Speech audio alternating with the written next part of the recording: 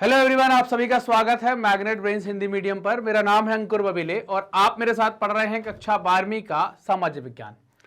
12वीं के सामाजिक विज्ञान के अंतर्गत हम भूगोल की बात कर रहे हैं। क्लास 12th भूगोल पढ़ रहे हैं और भूगोल का चैप्टर नंबर 9 चल रहा है, जिसका नाम है भारत के संदर्भ में नियोजन और सतत पोषणीय विकास। तो आज हम इस वीडियो के माध्यम से एक नया टॉपिक पढ़ने वाले हैं, इसका सतत पोषणीय विकास। मतलब अभी हमने क्या कर लिया, प्लानिंग के बारे में बहुत बात कर ली कि कौन कौन से प्लान चले। अब हम सस्टेनेबल डेवलपमेंट के बारे में बात करने वाले हैं, सतत पोषणीय विकास के बारे में बात करने वाले हैं।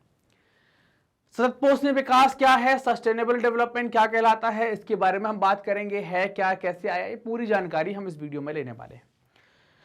सतत पोषणीय विकास शब्द का प्रयोग जो सबसे पहली बार हुआ वो 1970 में क्यूबा में हुआ। क्यूबा कहाँ है, आप देखें, क्यूबा जो अमेरिका है, जो नॉर्थ अमेरिका है, उसमें आप देखेंगे ऐसा कुछ नक्शा आपको देखने को मिलेगा।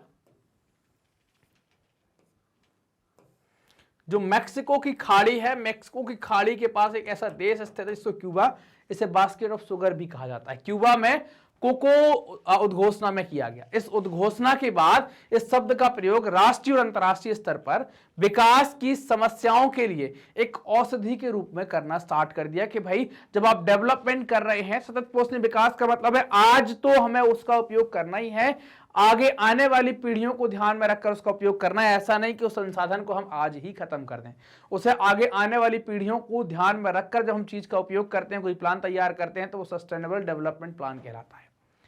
विकास समाज विशेष की स्थिति और उसमें अनुभव किए गए परिवर्तनों की प्रक्रिया है। डेवलपमेंट क्या है, कोई समाज विशेष की क्या स्थिति है, उसमें अनुभव किए गए जो परिवर्तन है उनकी एक प्रक्रिया है।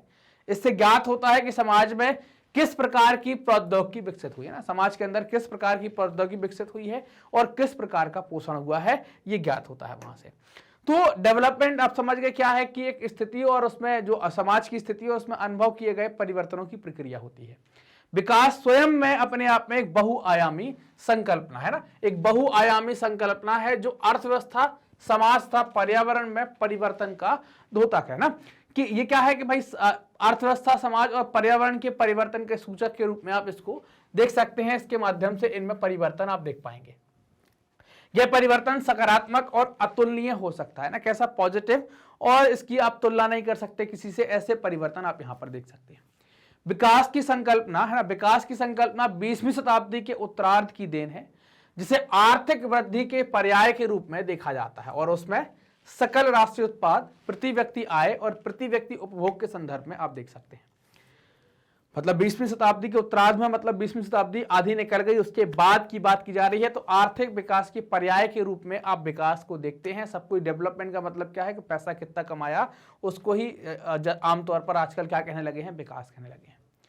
1917 के दशक में, 1970 के दशक में पुनः वितरण के साथ बुद्धि और वृद्धि और समानता जैसे शब्द भी विकास में शामिल किए गए और इसमें लोगों के कल्याण, रहन सहन के स्तर, शिक्षा, स्वास्थ्य, समान अवसर, राजनीतिक और नागरिक अधिकारों से संबंधित मुद्दे भी शामिल किए गए।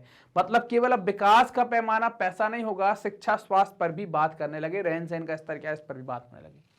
1980 के दशक में एक ये जो सतत पोषणीय विकास एक बहुआयामी संकल्पना के रूप में उभर कर आया।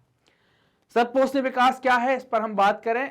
आधुनिक विकास की गतिविधियों ने संसाधन के साथ साथ पर्यावरण को भी बुरी तरह प्रभावित कर दिया है। घटते हुए प्राकृतिक संसाधन, बढ़ते हुए पर्यावरण प्रदूषण के कारण सतत पोषणीय विकास की धारणा प्रबल हो गई है। चूंकि आपको अगर आप प्रदूषण आज ज्यादा कर देंगे तो आने वाली पीढ़ी के लिए माहौल बहुत खराब होगा, तो उसको ध्यान में रखकर आपको काम करना होगा। इस कारण से सतत पोषणीय विकास की अवधारणा बड़ी प्रबल हो गई है, बहुत मजबूत हो गई है।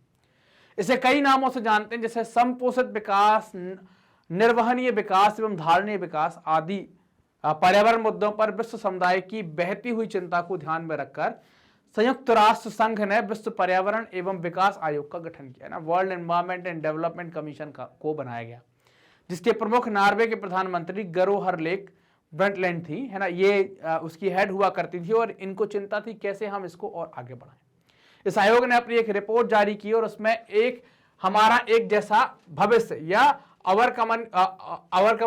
कॉमन फ्यूचर के बारे में बात की गई कि हमारा साझा भविष्य या कॉमन फ्यूचर के बारे में बात की गई और ये रिपोर्ट 1987 में आई।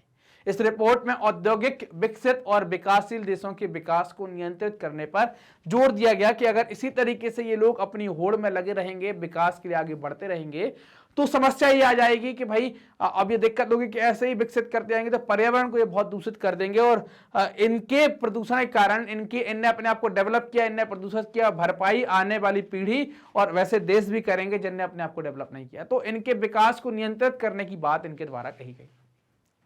रिपोर्ट में यह भी कहा गया कि विकासशील देश अपने यहां हो रहे विकास को नियंत्रित करते हैं तो उन्हें काफी दिक्कतों का सामना करना पड़ेगा। मतलब यह भी कंफर्म था कि अगर आप कंट्रोल करते हैं अपने डेवलपमेंट को तो समस्याएं तो आएंगी, क्योंकि आपने एक अलग ट्रैक पकड़ लिया, उस ट्रैक को आप हटते हैं तो दिक्कतें आएंगी, लेकिन फिर भी कंट्रोल करने की बात कही गई। इस रिपोर्ट में सतत पोषणीय विकास की परिभाषा इस प्रकार दी कि सतत पोषणीय विकास का अर्थ है कि भविष्य में जनसंख्या की आवश्यकताओं की पूर्ति को ध्यान रखे बिना या सहयोग सोचे बिना वर्तमान जनसंख्या की आवश्यकताओं की पूर्ति करने के लिए कदम उठाना। तो इन्होंने कहा कि भाई आपको क्या करना पड़ेगा कि भाई भविष्य को ध्यान में रखकर ही काम करना पड़ेगा, आज के हिसाब से आप काम करेंगे तो समस्या आ जाएगी। इसके अंतर्गत मानव के सतत विकास के लिए निम्नलिखित उद्देश्य होते हैं। पहले की बात करें कि हम सब समान हैं, हमारा भविष्य भी एक समान है, ये पहला उद्देश्य है। इसके बाद विकास की सतत प्रक्रिया में प्रत्येक वर्ग का योगदान होना चाहिए। मतलब अगर आप डेवलप्ड हो रहे हैं तो हर एक क्लास का उसमें इन्वॉल्वमेंट होना चाहिए, कंट्रीब्यूशन होना चाहिए। यद्यपि उनका उद्देश्य एक ही परंतु लक्ष्य प्राप्ति के तरीके अलग अलग हैं। उद्देश्य एक ही है, लक्ष्य प्राप्त करने के तरीके अलग अलग हैं। विकास का प्रक्रम स्वभाव में संतुलित एवं संचालित होना चाहिए। विकास का प्रक्रम लंबा एवं लगातार होना चाहिए। बहुत जल्दी विकास ना बने, लंबा हो और लगातार हो। इसमें समान वितरण एवं सामाजिक न्याय को ध्यान रखना चाहिए। विकास के प्रक्रम संचालित और सहयोगी होने चाहिए। कैसे हो? संचालित हो और सहयोगी हो। रॉबर्ट रिपीटो ने अपनी पुस्तक ग्लोबल पॉसिबल में सतत विकास को एक ऐसे लगातार विकास का क्रम बताया है जिससे प्रत्येक प्राकृतिक और सांस्कृतिक संसाधन एक साधन के माध्यम से किसी एक उद्देश्य की पूर्ति करते हैं, किसी एक साधन के माध्यम से पूर्ति करेंगे, ऐसा इन्हें अपनी किताब के अंदर बताया। इस विकास का किसी भी प्राकृतिक कारक से प्रतिरोध नहीं होना चाहिए, मतलब अपोज नहीं होना चाहिए, बल्कि प्रकृति उत्पाद के संदर्भ में निष्कर्षित होनी चाहिए। ये कुछ इनके उद्देश्य बताए गए थे। इस प्रकार हम कह सकते हैं कि सतत पोषणीय विकास की अवधारणा पारिस्थितिकी अनुरूप, आर्थिक रूप से व्यवहार है ना, प्रोडक्टिव और सामाजिक रूप से स्वीकारोक्त होनी चाहिए। मतलब कैसी हो? व्यवहार हो और स्वीकार करने वाली हो, प्रोडक्टिव और एक्सेप्टेबल होनी चाहिए, उसको आप सतत पोषणीय विकास कहेंगे। सतत पोषणीय विकास को बढ़ावा देने वाले कुछ उपाय। प्रारंभ में विद्वानों का यह मत था कि इंदिरा गांधी नहर परियोजना के बन जाने से कोई विशेष लाभ नहीं होगा। आप देखें, एक नहर बनाई गई है ब्यास और सतलुज नदी के संगम पर, हरिके बैराज से एक नहर निकाली गई है जिसको इंदिरा गांधी नहर कहते हैं, और ये राजस्थान के सूखे क्षेत्र को हरा भरा कर देती है। दुनिया की सबसे बड़ी नहर परियोजनाओं में से एक है। परंतु पिछले 40-50 वर्षों में जिस तरह से उस नहर से क्षेत्र का विकास हुआ है, लोगों में यह धारणा बन गई है कि एक सार्थक प्रयास था। इस क्षेत्र में यह आवश्यक है कि सतत पोषणीय विकास का लक्ष्य प्राप्त करने के लिए मुख्य रूप से सतत पोषिता पर क्या करना चाहिए? जोर देना चाहिए कि भाई हम ये ध्यान रखें कि आगे आने वाली पीढ़ी को भी आप हमेशा ये अपने का सोच के स्वार्थी बनकर काम नहीं करना चाहिए, बस ऐसा मान लें। इसके लिए निम्न उपाय होने चाहिए। जल प्रबंधन नीति का कठोरता से पालन हो, पहली बात। दूसरा, कमान क्षेत्रों को जरूरत के समय समुचित पानी सिंचाई के लिए उपलब्ध करवाया जाए, जिससे फसल के साथ साथ चारागाह भी विकसित हो सके। फसल के शस्य प्रतिरूप को न अपनाकर बागाती कृषि पर जोर देना चाहिए। मतलब जो बागानी कृषि है उस पर जोर देना चाहिए, विशेषकर खट्टे फलों की खेती।